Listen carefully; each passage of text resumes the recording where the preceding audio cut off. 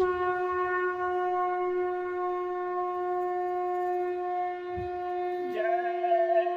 गुरुदेव। जय गुरुदेव। जय गुरुदेव। जय गुरुदेव। तेरा है काम केवट का किनारे नावला देना। तेरा है काम केवट का किनारे नावला देना। चढ़ा कर मुझसे पापी को गुरु उस पार कर देना। चढ़ा कर मुझसे पापी को गुरु उस पार कर देना। पुकारूं मैं किनारे से, पुकारूं मैं किनारे से। खड़े पर आप नहीं आते, खड़े पर आप नहीं आते। हुई जो भूल मेरे से कृपा करके भुला देना। हुई जो भूल मेरे से कृपा करके भुला देना। तेरा है काम केवट का किनारे नावला देना। तेरा है काम केवट का किनारे नावला देना। विषय वासनाओं में, विषय वासनाओं में सदा भटका रहा स्वामी। सदा भटका रहा स्वामी। न थी कुछ याद निज घर की, पता उसका बता देना। न थी कुछ याद निज घर की, पता उसका बता देना। तेरा है काम केवट का किनारे नावला देना। तेरा है काम केवट का किनारे नावला देना।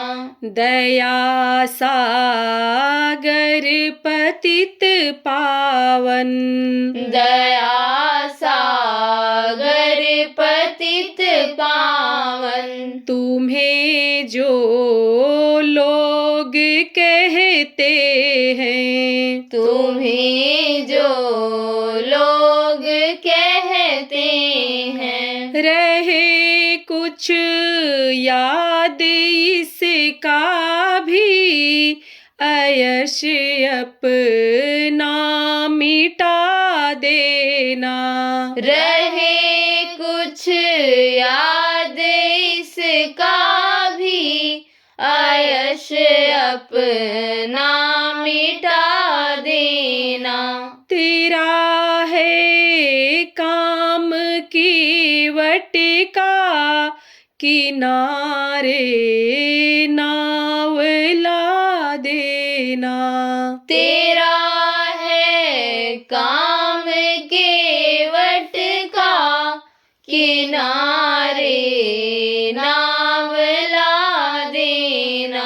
जो थक कर आ पड़े द्वारे, जो थक कर आ पड़े द्वारे, शरण देना मुनासिब है, शरण देना मुनासिब है। अगर चाहे बचा लो या मुझे फिर से डुबो देना, अगर चाहो बचा लो या मुझे फिर से डुबो देना।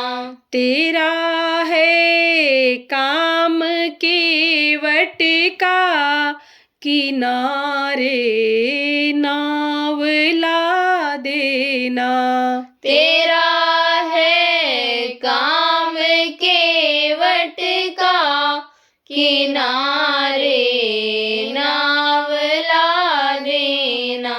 अगर हो सिंधु तो मैं भी, अगर हो सिंधु तो मैं भी, तुम्हारा एक कतरा हूँ, तुम्हारा एक कतरा हूँ। अगर यह दास मिल जाए कभी बिनती ये सुन लेना, अगर यह दास मिल जाए कभी विनती ये सुन लेना। तेरा है काम केवट का किनारे नाव ला देना, तेरा है काम केवट का किनारे नाव ला देना। जय गुरुदेव, जय गुरुदेव।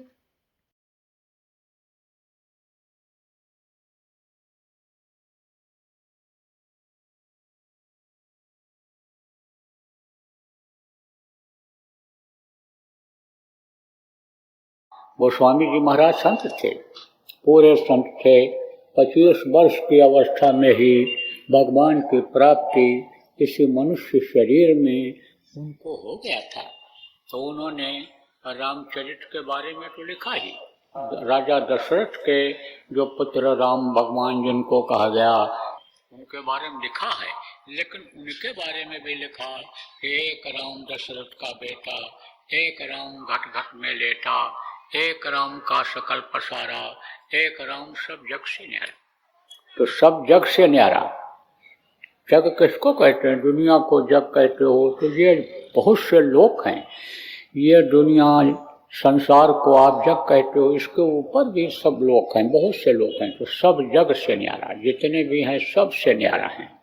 आप ये समझो, उनके बारे में भी उन्होंने लिखा। उनका चरित्र जो मानस में हो रहा है, राम का चरित्र मानस में जो हो रहा है, उसको भी उन्होंने अपने ग्रंथ में, पवित्र ग्रंथ रामचरितमानस में लिख दिया है। अब ये जरूर है कि वो पूरे संत थे। जब संत मिलते हैं और उन चौपाइयों को समझाते हैं जो उन्होंने लिखा था, तब बात समझ में आती है। और नहीं तो पाठ करते पढ़ते लोग चले जाते हैं, अर्थ नहीं समझ पाते हैं। और अर्थ अगर समझ भी जाते हैं तो अर्थ का जो करना चाहिए, जिसलिए उन्होंने लिखा है, वो कर नहीं पाते हैं। नहीं कर पाते हैं तो दुख झेलते हैं, बीमारियां झेलते हैं, कर्म खराब कर लेते हैं अपने शरीर का, हाथ पैर आँख कान से बुरा कर्म कर डालते हैं तो उसकी सजा मिलती है। कर्म प्रधान विश्व रच राखा, जो जस किन सो तस पैसा का सजा मिल जाती है। तो गोस्वामी जी महाराज ने कहा, सत्संगत दुर्लभ संसार, यह दुर्लभ है। जिम निमेश फिर एको बारा, यानी दुर्लभ है संसार में क्या? सत्संग। सत्य का संग, सत्य बातें, सत्य से मिलने का रास्ता, ये सब दुर्लभ है इस वक्त पर। इस वक्त पर कथा भागवत प्रवचन तो देखो जगह जगह होता रहता है, लेकिन सत्संग की बातें बहुत कम बताई जाती हैं, कम जगहों पर होता है सत्संग।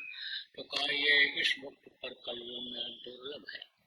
और अगर सत्संग मिल जाए और संत के बातों को मान लिया जाए, जो यानी समझो आदि और अंत दोनों जानते हैं, वो जो बताते हैं सत्पुरुष के बारे में, उसको अगर अपना लिया जाए तो इस दुनिया संसार में दोबारा फिर नहीं आना पड़ेगा, इस भवकूप में फिर नहीं गिरना पड़ेगा।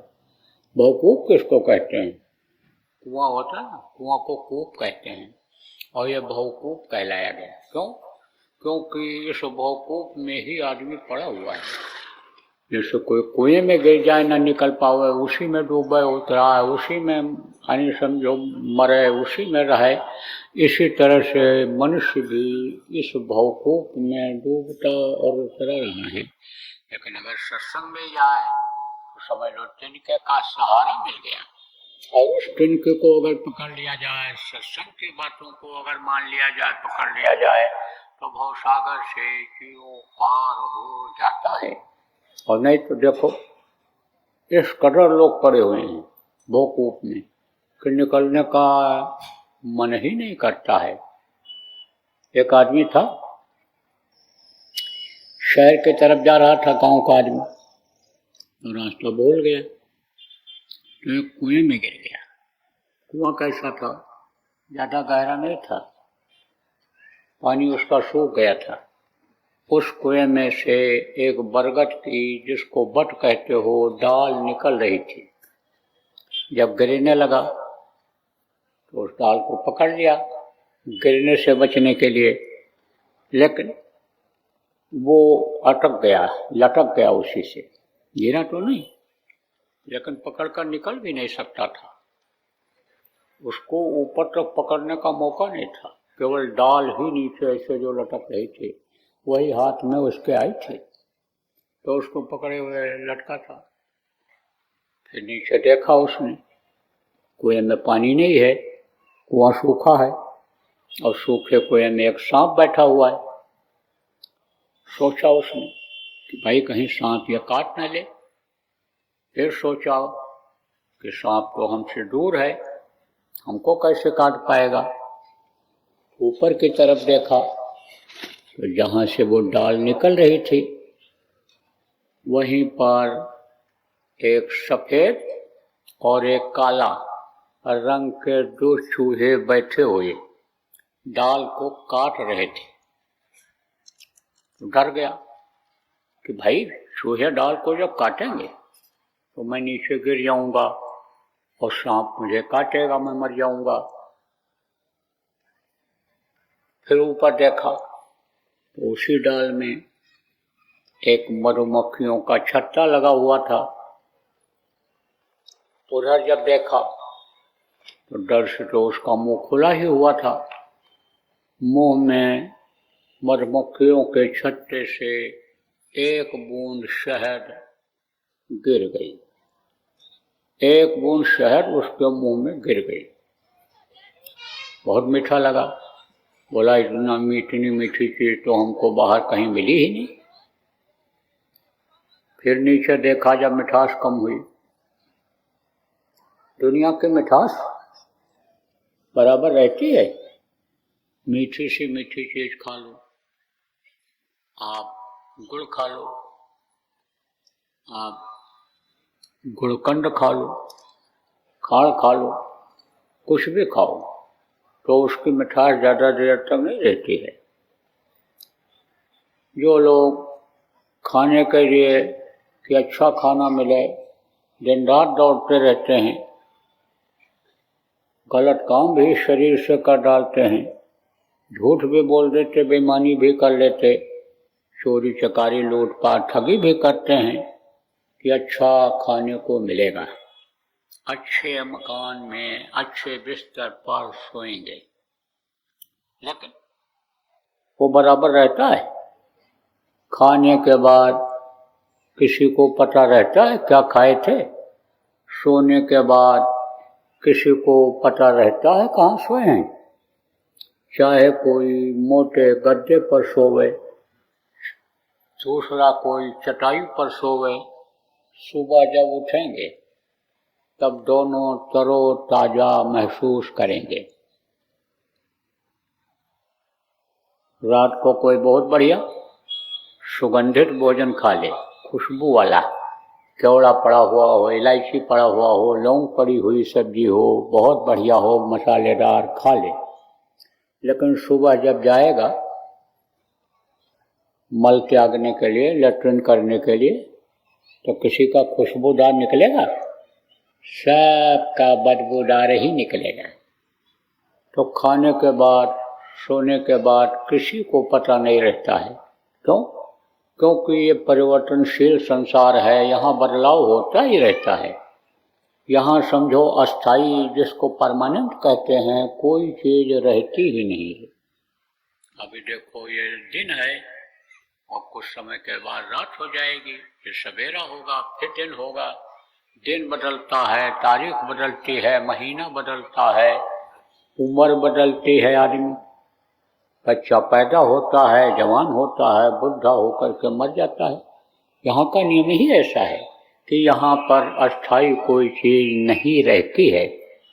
तो जब मुंह की मिठास कम हुई उस गांव के आदमी की, तब उसने फिर देखा नीचे कि सांप तो बैठा जैसे इंतजार कर रहा हो, जीभ निकाल निकाल करके हमारे ऐसे अंदर के खून को देख रहा हो कि हम इसका खून पिएंगे।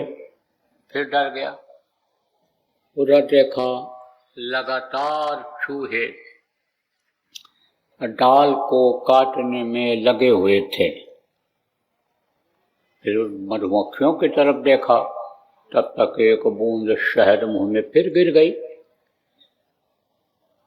खुश हो गया, मौत को भूल गया, सब कुछ भूल गया और उसी मिठास में मस्त हो गया। 2-4 बार ऐसी प्रक्रिया हुई। एक महात्मा जी उधर से जा रहे थे। महात्माओं का काम क्या होता है? वृक्ष कबहु नहीं फल बखे, नदी न संचय नीर, परमारथ के कारणे संतन धरा शरीर। जैसे नदी पानी अपना स्वयं नहीं पीती है, जैसे वृक्ष यानी पेड़ अपना फल खुद नहीं खाते हैं, दूसरों को खिलाते हैं, नदी अपना पानी दूसरों को पिलाती है। इसी तरह से महात्मा आते हैं, संत आते हैं, दूसरों के लिए आते हैं, दूसरों की रक्षा के लिए आते हैं, धर्म की स्थापना के लिए आते हैं। लोगों में प्रभु के प्रति प्रेम, प्रभु के पास पहुंचाने के लिए, प्रभु के पास पहुंचने के लिए, रास्ता बताने के लिए, रास्ते पर चलाने के लिए, हमेशा हमेशा के लिए जन्म मरण की पीड़ा से मुक्त कराने के लिए इस धरती पर आते हैं।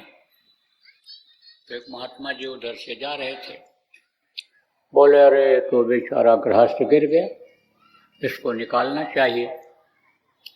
तो वहाँ पर तो कोई रस्सा था नहीं, कोई जंजीर थी नहीं, गले में उनके एक दुपट्टा लटक रहा था, उसी को उन्होंने निकाल करके लटका दिया और कहा इसको पकड़ लो, निकल चलो, निकलो, मैं निकालना चाहता हूँ तुमको, मैं निकालने के लिए ही आया हूँ।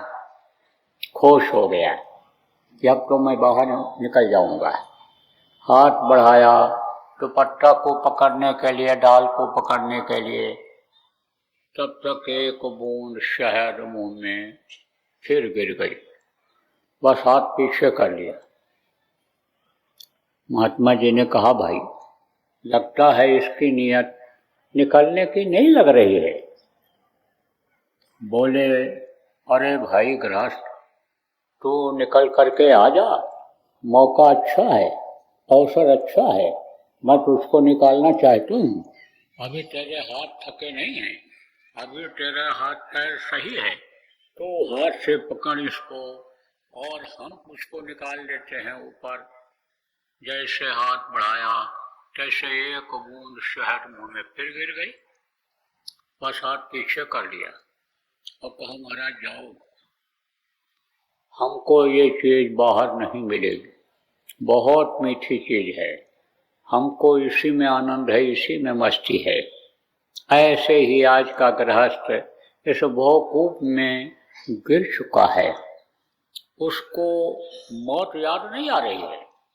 मौत को जबकि प्रत्येक व्यक्ति को, हर एक को अपने हथेली पर रखना चाहिए, सामने रखना चाहिए।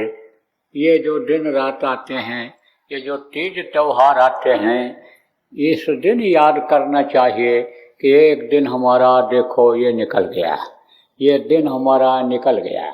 और रात को जब सोता है, सुबह उठता है, तो सोचना चाहिए कि एक रात हमारी निकल गई, इतने श्वास हमारे खर्च हो गए और इतने श्वासों की पूंजी जो हमको मिली है खर्च करने के लिए, उसमें से ये इतनी खर्च हो गई, निकल गई। घड़ी को लोग देखते हैं तो कहते स्कूल जाना है, बच्चे कहते स्कूल जाना है, टाइम हो रहा है। नौकरी वाले कहते हैं नौकरी में जाना है, दफ्तर वाले, दुकान वाले कहते हैं दुकान खोलना है, टाइम निकल जाएगा, ग्राहक चले जाएंगे। तो घड़ी तो देखते हैं, लेकिन घड़ी क्या बताती है? घड़ी ये बताती है कि अब 12 बज गया। दोनों सुइयां जब इकट्ठा होती हैं तब 12 बजाती हैं, तब कहते हैं अब हम फिर नए सिरे से चलेंगे। अब ये एक दिन खत्म हो गया, एक रात खत्म हो गई है, अब समझो फिर हम 1 बजाएंगे, 2 बजाएंगे, 3 बजाएंगे। तो इसी तरह से सिखाती है घड़ी ये कि एक दिन तुम्हारा हाथ ऐसे जुड़ जाएगा और ये जिंदगी से तुम छुटकारा पा जाओगे। हाथ पैर आँख कान ये सब जवाब दे जाएंगे, बोलेंगे अब हम कुछ इससे कर नहीं सकते हैं। बुढ़ापा आ जाएगी, आँख कमजोर, कान से सुनाई नहीं पड़ेगा, जबान तुतली होगी, कोई बात नहीं करना चाहेगा, सुनाई नहीं पड़ेगा, जल्दी कोई बात नहीं करना चाहेगा, बुढ़ापा कठिन हो जाएगी। और एक समय ऐसा आएगा कि यह शरीर से जीवात्मा जब निकलेगी, प्राण निकलेंगे, तो इसी शरीर को लोग मिट्टी कहने लगेंगे। जैसे प्राण निकलेगा, जैसे पिंजरे से पंछी निकलेगा, यह बोलने वाला तोता जिसको कहते हैं, जैसे यह ताकत खत्म होगी तैसे ही लोग कहने लग जाएंगे ये तो मर गए, ले जाओ नहीं तो मिट्टी खराब हो जाएगी, जल्दी करो जलाओ नहीं तो मिट्टी खराब हो जाएगी। तो आपको समझने की ज़रूरत है कि ये दिन और रात जो आते हैं ये चूहे हैं, चूहे। एक सफ़ेद चूहा, दिन सफ़ेद चूहा, और रात है काला चूहा। ये उम्र को काट करके ख़त्म कर दे रहे हैं। ये जो जीने की डाल हम पकड़े हुए हैं हम आप, उसमें से ये समझो कि ये चूहा काट रहे हैं उस डाल को। और काल जिसके देश में आप रहते हो, वो गाल फैलाए हुए सांप रूपी काल बैठा है कि जैसे ही इनका समय पूरा हो, 96 करोड़ श्वासों की पूंजी जो खर्च करने के लिए इनको मिली है, वो जैसे पूरी हो, खत्म हो, तैसे हम इनको अपने चपेट में ले लें। महात्मा हमेशा रहे इस धरती पर, संत हमेशा रहे इस धरती पर, घेरी बदरिया पाप की, बरस गई अंगार, संत न होते जगत में, जल मरता संसार खत्म हो गया होता अगर संत न होते। यही संभालते हैं। तो देखो हमारे गुरु महाराज, ये जिनके तस्वीर लगी हुई है, इनके जैसे और भी संत रहे हैं और हमेशा वो आते रहे और वो नाम की डोर को लटकाए हैं लोगों के लिए। अब यह है कि जो उस डोर को पकड़ लिया वो इस भवसागर से निकल गया, फिर वो इधर आने वाला नहीं है। इस मृत्यु लोक में, दुख के संसार में, बीमारी झेलने के लिए, लड़ाई झगड़ा घर का झेलने के लिए, टेंशन दिमागी झेलने के लिए, मर मुकदमेबाजी दुश्मनी झेलने के लिए इस संसार दुनिया में आने वाला नहीं है। तो प्रेमियों, जो समझ जाता है डोर को पकड़ लेता है, भवसागर से वो पार हो जाता है, नहीं तो इसी में फंस जाता है। तो सत्संग की बहुत बड़ी महिमा बताई गई। सत्संग जल जब कोई पावे, मैलाई सब कट कट जावे। कौन सी मैलाई? देखो, इस शरीर की मैलाई होती है। अगर समझो गोबर लग जाए, मिट्टी लग जाए, कालिख लग जाए, तो उसको तो आप साबुन पानी से धो देते हो, लेकिन अंतरात्मा की धुलाई कैसे होगी? अंतरात्मा किसको कहते हैं? अंदर में जीवात्मा जहाँ बैठी हुई है, जीवात्मा किसको कहते हैं? आप नए लोग समझो, परमात्मा के अंश जीवात्मा कहाँ बैठी है? इन्हीं दोनों आँखों के बीच में से रास्ता गया हुआ है, यहाँ बैठी हुई। 5 महीना 10 दिन का बच्चा जब माँ के पेट में हो जाता है, तब जीवात्मा डाल दी जाती है, और तब से जब तक शरीर नहीं छूटता है, मरता नहीं है, तब तक ये जीवात्मा रहती है। तो यह परमात्मा की अंश है जीवात्मा, यही शरीर को चलाती है। पुर्जा पुर्जा इसका उसी के ताकत से चलता है, तभी ये चेतन है, और नहीं तो यह भी जड़ है। जड़ किसको कहते हैं? जो एक जगह से दूसरी जगह आ जा नहीं सकता है। जैसे ये पेड़ पौधे पत्थर, ये अपने आप एक जगह से दूसरी जगह नहीं जा सकते हैं। और चेतन किसको कहते हैं? जो एक जगह से दूसरी जगह आते जाते हैं। जैसे मनुष्य है, पशु है, पक्षी है, ये सब चेतन हैं। तो आपको समझने की जरूरत है कि जीवात्मा ही इसको चेतन किए हुए है, नहीं तो बाकी ये जड़ है। अब आप ये देखो, इसमें हाथ पैर आँख कान है, इस शरीर में। इसमें देखो 2 आँखें हैं, 2 कान है, इनसे आप देखते हो, और कान है इसमें 2 कान, इससे सुनते हो। इसको चेतन कौन किया है? इसको भी चेतन जीवात्मा ही किया है। ये चेतन यानी समझो जीवात्मा की वजह से है, और नहीं तो यह भी जड़ है। शरीर का पुर्जा पुर्जा जड़ है, जीवात्मा इसको चेतन किए हुए है। इस शरीर की बनावट ऐसी है कि इसमें बहुत से अंग ऐसे हैं कि जो इस शरीर को चलाते हैं। 72,000 इसमें नाड़ियाँ हैं, खट चक्र है, 10 प्रकार के प्राण हैं, प्रमुख रूप से ये शरीर को चलाते हैं। ये जीवात्मा ही इस शरीर को चलाती है। जीवात्मा के निकल जाने के बाद ये सब बेकार हो जाते हैं, इसमें सड़न गलन बदबू पैदा हो जाती है। तो जीवात्मा में एक आँख है, और जीवात्मा में एक कान है। तो यह जो दुनिया है, संसार है, जड़ चीज़ें यही हैं। बाकी ऊपरी लोकों में तो 33 करोड़ दुर्गा, 10 करोड़ शंभु शुरू में बनाए गए, इनके सबके लोक हैं। देवी देवता का लोक कहा गया है। ब्रह्मा लोक, विष्णु लोक, शिवलोक, आद्यालोक, ईश्वरलोक, ब्रह्मलोक, पार ब्रह्मलोक, यह सब लोक हैं। जैसे ये लोक है आपका मृत्युलोक, ये धरती पर जहाँ तक नजर जाती है, जहाँ तक देखते हो, मृत्युलोक कहलाता है। ऐसे ही ऊपर भी लोक हैं, तो वो सब चेतन हैं। जड़ केवल यानी इसी मृत्युलोक में ही है जड़। तो आप ये समझो कि ये जीवात्मा जब निकलती है, ऊपर जाती है, तो इस चैतन्य देश में चली जाती है। यहाँ देखो अंधेरा ही अंधेरा है। कैसे अंधेरा है आपको बताऊं। आप इस समय बैठे हुए हो, रोशनी को देख रहे हो, तो कहोगे भाई उजाला है, लेकिन आँख बंद कर लो तो अंधेरा हो जाएगा। वहाँ तो उजाला ही उजाला है। वो आँख जब खुल जाती है अंदर की, तो परम प्रकाश रूप दिन राती, नहीं कछु चाहिए दिया घृत बाती। उसके लिए दिया चिराग की कोई जरूरत नहीं पड़ती है। वो जब अंदर जीवात्मा का कान खुल जाता है, तब बिना बजाए निष्दिन बाजे, घंटा शंख नगारी रे, बहिरा सुन सुन मस्त होता है, तन की सुध विसारी रे। कोई बजा नहीं रहा है, लेकिन वो मस्ताना बाजा यानी बराबर साधक सुनता रहता है। तो अब मैं आपको बता रहा था कि सत्संग जल जब कोई पावे, मैलाई सब कट जावे। मैलाई कटती है, गंदगी कटती है। कौन सी गंदगी? अंदर की गंदगी। कहाँ पर गंदगी है? आँख के सामने। जीवात्मा के आँख के सामने गंदगी है, जीवात्मा के कान के सामने गंदगी है। तो गंदगी यानी समझो इतनी हो गई कि मोटी हो गई, मोटा पर्दा पर्दा पड़ गया। जैसे देखो पानी की काई आती है तो वो उतनी मोटी नहीं रहती है और फिर उसके बाद फिर मोटी हो जाती है। बच्चियों देखो दूध को उबालती हो और वही दूध देखो जब वो उतारती हो आंच पर से, गर्मी से, चूल्हे पर से, तो वो ऊपर का जो मलाई रहता है पतला रहता है, लेकिन जब जम जाता है, वो इकट्ठा हो जाता है तो वही मोटा हो जाता है।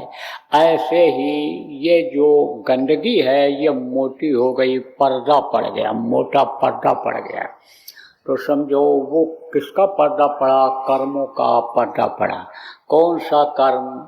इस शरीर से जो कर्म करते हैं, हाथ से, पैर से, आँख से, कान से, जो भी अच्छा बुरा कर्म करते हैं उसका पर्दा वहाँ पर जमा होता है।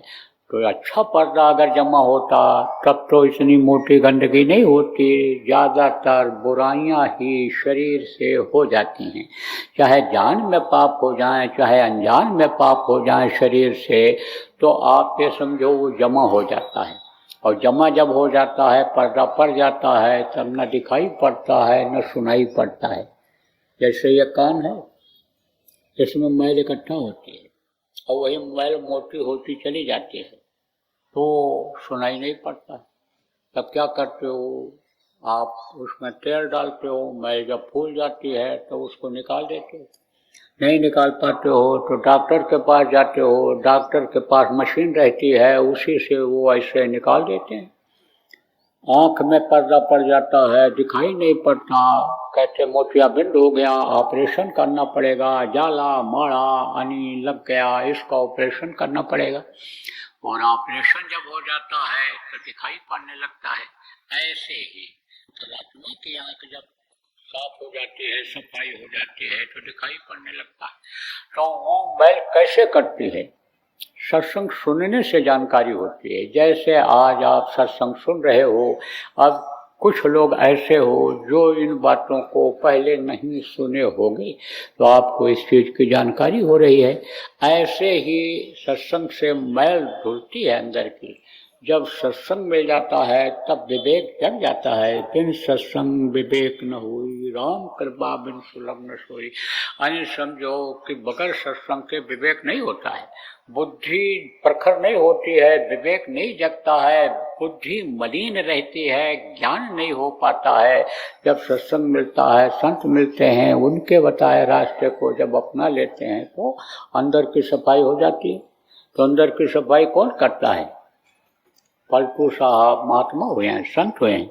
पलटू ने कहा धोबिया वो मर जाएगा, चादर लीजिए धोए, चादर लीजिए धोए, भाई वो बहुत पुरानी, चल सतगुरु के घाट बहे जहाँ निर्मल पानी।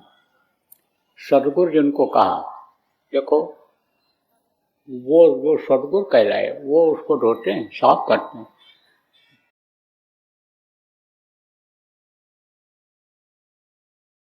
देखो प्रेमियों, कोई कितना भी प्रयास करे भारतीय संस्कृति को ख़त्म करने की, कर नहीं सकता है। कम और ज़्यादा तो होता रहेगा, लेकिन एक समय ऐसा आएगा कि भारतीय संस्कृति अपनाने से ही लोगों को शांति मिलेगी। भारत के ही लोगों को नहीं, पूरे विश्व के लोगों को। जब वो शांति की तलाश में भगेंगे, जैसे अब हरे रामा हरे कृष्णा गलियों में घूमते हैं, आते हैं, ऐसे ही शांति तो मिलेगी। भारत देश से शांति मिलेगी यानी भारतीय संस्कृति से। जय गुरुदेव। सरकारी व गैर सरकारी अनुदान के लिए बिना सत्संगियों के सहयोग द्वारा जनहित के कार्यों में लगी हुई बाबा जय गुरुदेव धर्म विकास संस्था का मुख्यालय पिंगलेश्वर रेलवे स्टेशन के सामने मक्सी रोड, उज्जैन, मध्य प्रदेश में है। यहाँ पर सत्संग व नामदान का कार्यक्रम होता रहता है। अतः आप श्रोताओं से अनुरोध है कि बाबा उमाकांत जी महाराज के आश्रम उज्जैन एक बार परिवार सहित जरूर पधारिएगा।